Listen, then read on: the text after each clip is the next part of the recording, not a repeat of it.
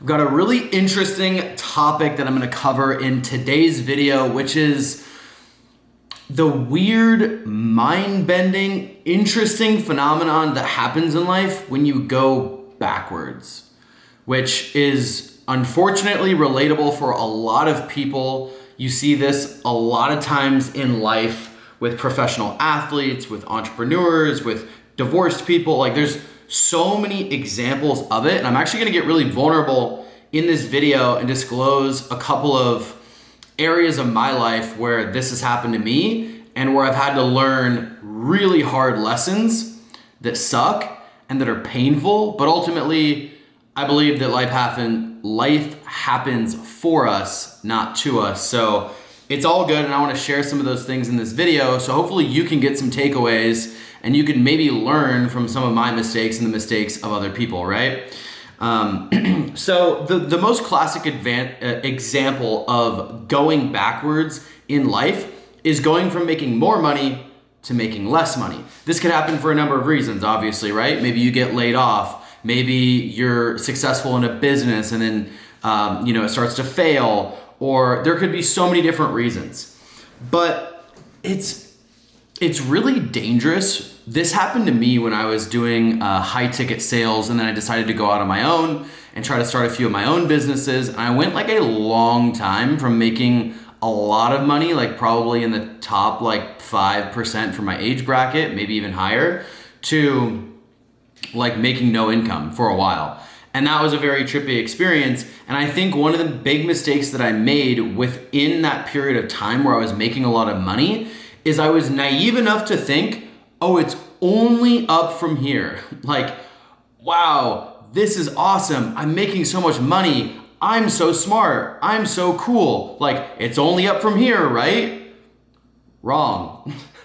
That's not always how life works. Maybe for some people, maybe you're just always on this like awesome trajectory that just is like up and up and up and up and up. But for most people, it's not that way.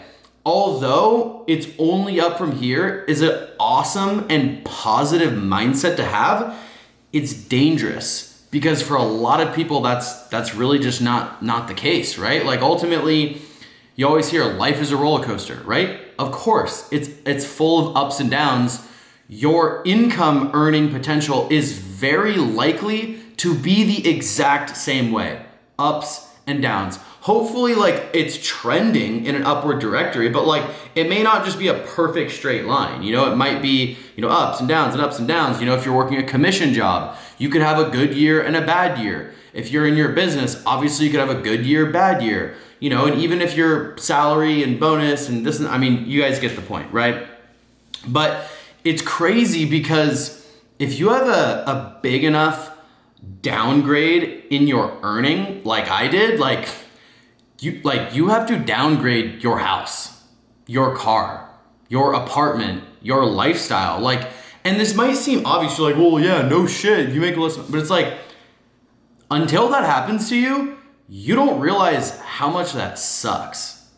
Like you think about it, you're like, oh yeah, that's sad. Oh yeah, people have to move out of their house. Oh, they get divorced and he takes all the money or she takes all the money and then he has to move into a smaller place and sell his BMW. It's like, conceptually, you think about that, you understand it, but you don't realize you're like, ooh, like that fucking stings. You don't want that. You don't want to have to do that. The relative difference between the lifestyles and the thing, it's just like, we love going up. Obviously, we love going up, and staying the same is okay.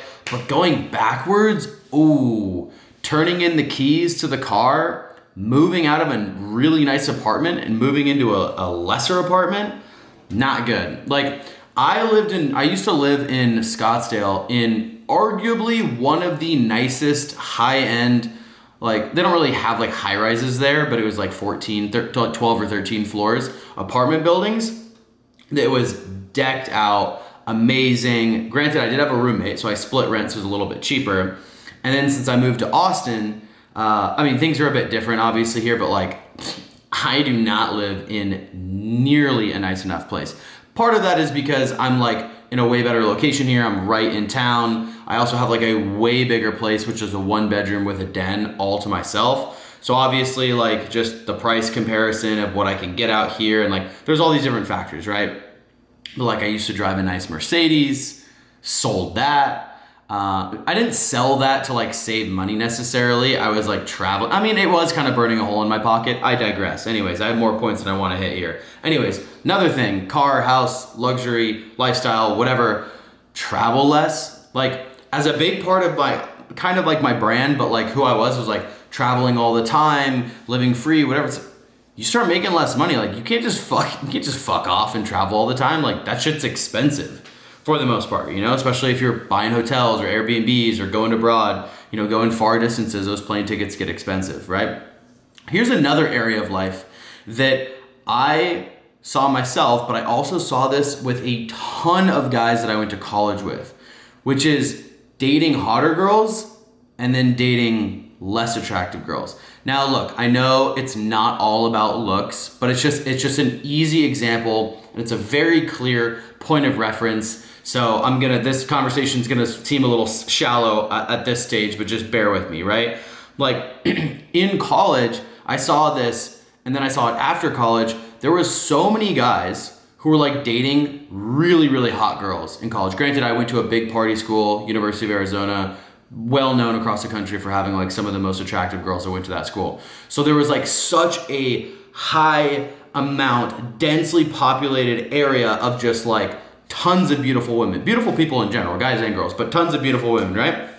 So guys kind of had like their pick of the litter. And if you were in a fraternity, like most of the guys that I knew, most of my friends were like also in fraternities, or they were in my fraternity, and you have like built-in status in college, right? When you're in a fraternity, that's like, oh, you're cool. Like, you're either in or you're out of like the popular group. Yeah, it sounds fucking shallow. Yeah, it is, but it is what it is. I'm just calling it like it is. You have what I would call local star power, which allows you to kind of like swing above your belt. I was just like swing up a weight class, if you want to put it that way. Like, date girls out of your league, or just like date really hot girls. Because in college, when you're that age, girls that go to a big university or in a sorority, like they just want to date frat guys. Like, that's just like the thing that they want to do, right? So you're able to do that. And then we graduate from college, and I would see all these guys who I went to college with who used to date really hot girls, and they were still dating hot girls, but like they would post a picture of their new girlfriend, and they'd be like significantly less hot, like objectively, right? Obviously they could have a better bond, she could have a way better personality, but like I'm not talking about this for this. Same thing happened to me, honestly. Like, I dated a really hot girl, like, to be totally vulnerable for a second, hottest girl I've ever been with, I dated in college. And I had status, and I had, you know, there's a lot of things right. Maybe I was able to get that girl because of those things. And then when you graduate, a few things happen to young men when they graduate, right? From college. Is number one, the competition just gets way harder. You no longer have built-in status. You no longer have the fucking fraternity letters on your shirt. It's like, oh, I'm Mr. Cool walking around campus. It's like, nah, bro, like, you're now at the bottom of the totem pole. Like, when you were a freshman, you had like a 4-year climb to be like the cool senior on campus or whatever, right? When you fucking graduate college, like, now you have like a 40-year climb where you are competing in the realm of fucking status and all this other shit. You're competing against like 40-year-old men, 30-year-old men, entrepreneurs, famous people, professional athletes, like all this shit. So it's way harder for young men to actually gain status right after college, right? So that's the first thing that happens. The second thing that happens is that you're no longer on a campus where you're within a 5-minute living like proximity to like hundreds, if not thousands, of like gorgeous women. So let's say you move home for a little bit. Let's say you move to a new city and you're just like finding your roots, or like you move, you know, wherever. It's like you're never gonna live anywhere ever again that's going to have so many attractive girls in like the smallest like 5-mile radius, which is a college campus.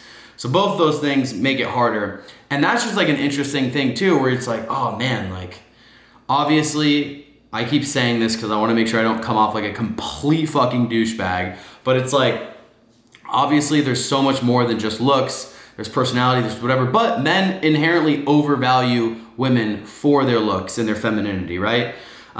So like having that step back, having to date less attractive girls than you were used to getting in college, like that can be a little bit of a blow. Obviously, if we could choose apples to apples, attractive versus less attractive, we're gonna choose attractive, every single time. And like that happened to me. I'll be transparent. Like me dating my ex-girlfriend kind of fucking fucked up my standards a little bit. I was like, this is like my standard. She was super fucking hot. And then like ever since then, being in the dating field or whatever, it's like every girl I look at, it's like, oh, okay, like, it's like making that comparison and like you kind of have certain standards. So anyways, next point that I wanted to make is that like in life, there's just natural peaks and valleys, right? Like I talk about, like I was talking about earlier, life is a roller coaster, right?